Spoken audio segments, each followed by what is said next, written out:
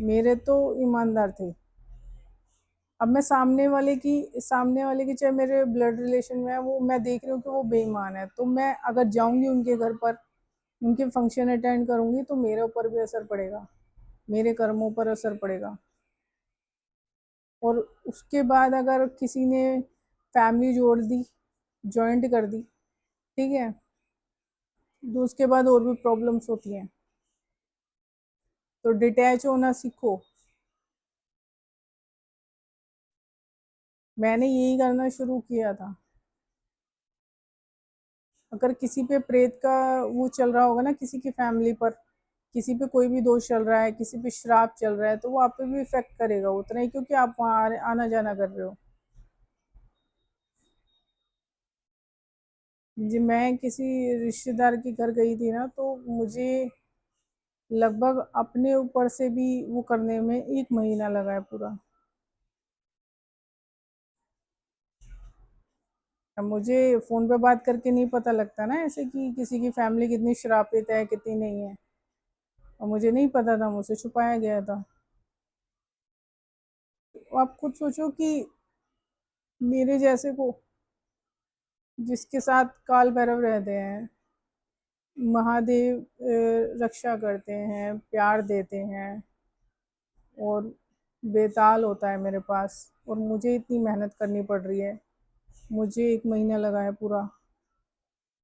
तो आप खुद सोचो कि आपके नॉर्मली आपके साथ क्या होगा। कर्मों पर आप कितने भी सत्कर्म कर रहे हो ना, उनकी वाइब्स आपके ऊपर आएंगी, इफेक्ट करेंगी आपको। तो इसीलिए कहती हूँ कि डिटैच होना सीखो। अब किसी पे पिशाच योग चल रहा है ना, तो किसी की फैमिली का क्या क्या था कि अब उसने क्या करा कि चलो भाई मैं परेशान हूँ, इन्हें भी कर दो, तो इन्हें अपनी फैमिली से जोड़ दो, ये भी परेशान होंगे, क्योंकि उस पर पिशाच दोष चल रहा था। और अभी भी चल रहा है उसकी फैमिली पर। ज़्यादा नहीं बताऊंगी, क्योंकि फिर उसे पता लग गया तो वो उपाय करवा लेगी, है ना। उपाय इतने आसान नहीं होते हैं, इसमें बहुत तप करना पड़ता है, तब जाकर होते हैं। कई जन्मों का तप लगकर तब तब जाकर आप पवित्र होते हो। गंगा जी में डुबकी लगाने से आप पवित्र नहीं हो जाओगे, आपका कोई कर्म नहीं धुलने वाला। तो अगर आपके घर में कोई भटक रहा है ना, प्रेत योनि में कोई है, दादी है, दादा है, तो उनकी जो चीजें हैं ना, अब मेरे पिता को मैंने मोक्ष कैसे दिलाया कि पिछले जन्मों में उन्होंने ना तप किया था, तो मेरा जन्म इनके घर में हुआ।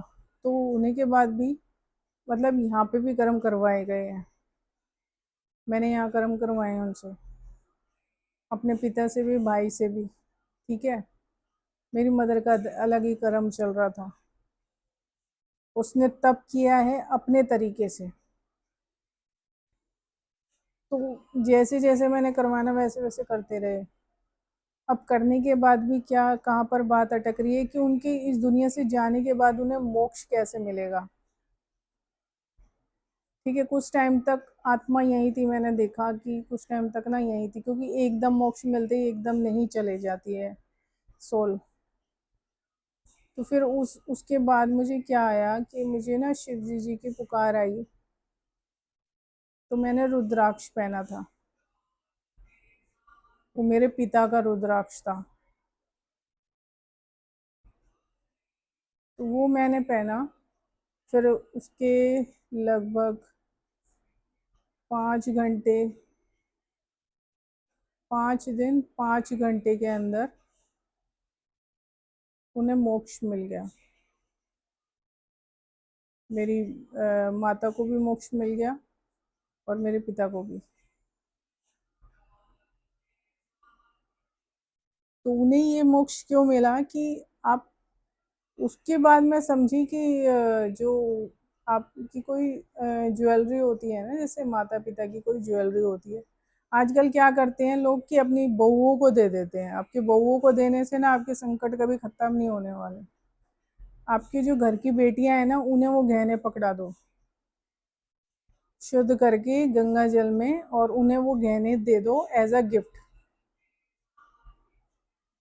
जिससे कि आपकी माँ की आत्मा, आपके बाप की आत्मा उसके उसके नाम से बनवा कर, अगर उस आपके पिता के नाम से कुछ नहीं था ज्वेलरी के नाम पर, तो उसके नाम से कुछ बनवा कर अपनी बेटी को दे दो।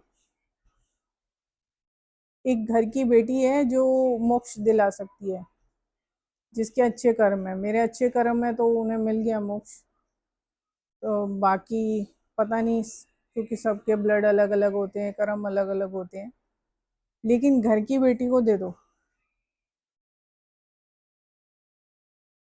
जिससे कि जो दादा दादी या परदादा या परदादी है ना, जो भटके ना, उनकी ज्वेलरी, उनकी चीजें अपनी बेटियों को दो। बहुओं को मत दो, बेटियों को दो। बहुओं को देके किसी का भला नहीं हुआ है। सबके घरों में आत्माएं भटक रही हैं। 99% लोगों के घरों में आत्माएं भटक रही हैं। आपने तिरामी करा ली, खाना करा लिया, ये कोई मैटर नहीं करता, ये कोई फर्क ही नहीं पड़ता इन चीज़ों का। उन्हें जो ज्वेलरी है ना, वो उन्हें दे दो एज अ गिफ्ट। अपनी बेटियों को दो, बहन को दे दो, बेटियों और बहनों को दे दो, तो आपका उद्धार होना। बाकी उनके कर्मों पर डिपेंड करता है, लेकिन आपके ऊपर असर नहीं आएगा। उन्हें मोक्ष ना भी मिले, लेकिन उनकी आत्मा को शांति मिल जाएगी। तो आप यही तरीका करो। मेरे पिता को तो मोक्ष इसलिए मिल गया था क्योंकि उन्होंने तो तप करके वो आए थे पिछले जन्मों में, इस वजह से। फिर उसके बाद वो यहाँ क्यों रुके हुए थे, क्योंकि इन माता पिता की इतनी आसानी से तो अपने बच्चों को अब ममता हटती नहीं है ना, तो मोक्ष दिलाना ज़रूरी था। मैंने उनका रुद्राक्ष उठाकर रखा हुआ था एक तरफ, सरसों के तेल में डाल के। फिर मेरे शिव ने बोला कि इसे पहनो, तो वो मैंने पहना है। फिर उसके बाद में उन्हें मोक्ष मिल गया।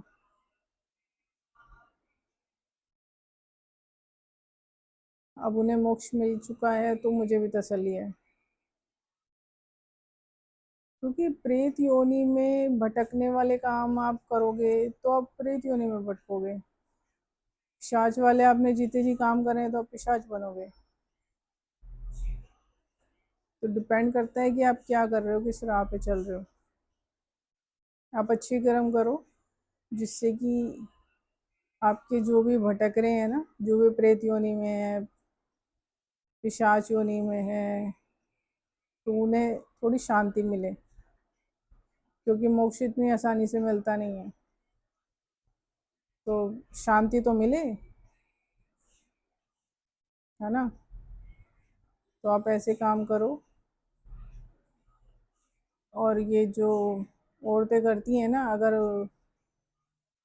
मैंने डिटैचमेंट के लिए इसलिए बोला है क्योंकि कई लोग आपकी फैमिली को अपनी फैमिली से जोड़ लेते हैं, तो आपका नुकसान है उसमें। आप वहाँ आना जाना करोगे तो आपका नुकसान है। तो आप ऐसा करो ही मत। दूर रहो, जितना हो सके दूर रहो। दोस्तों से भी दूर रहो, क्योंकि उनमें भी पता नहीं किसी ने क्या कर्म कर रखे हैं, कैसे कर्म है उसके, है ना। पिछले जन्म में क्या कर्म कर कर आया है या आई है। नीट एंड क्लीन हो तो ही किसी से वास्ता रखो। जो हीलर होते हैं ना, उनसे जुड़ने की कोशिश करो, जिससे कि आपका जो आगे का जो वो है, गति मिल सके आपको। फिर सदगति प्राप्त होगी ना, अच्छी संगत पकड़ोगे तो। कर्म कर रखे होंगे फिर आपको भोगना पड़ेगा, फिर उसके कर्म भी आपको इफेक्ट करेंगे। आप आदत डालो कि किसी ने जोड़ भी रखा होगा ना तो भी नहीं होगा। अगर अच्छे कर्म होंगे तो किसी ने अगर आपकी फैमिली से अपनी फैमिली को जोड़ भी रखा है ना, और वो आपको बुरा चाह रहा है, तो वो दोष असर नहीं करेगा अगर आप उसके यहाँ आना जाना बंद कर दोगे।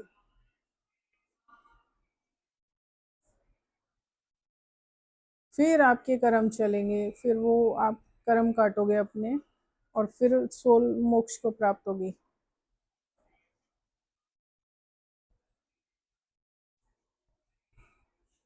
ठीक है ना। सबसे बढ़िया तरीका है ये। और अगर प्रेत योनि में आपके उसमें भटक रहे हैं ना, आपके कुंबे में, खानदान में, तो अपनी बेटियों और बहनों को दो। उनकी जो चीज़ें हैं ना, अपनी बेटियों और बहनों को सौंप दो, तो उनका उद्धार जल्दी होगा।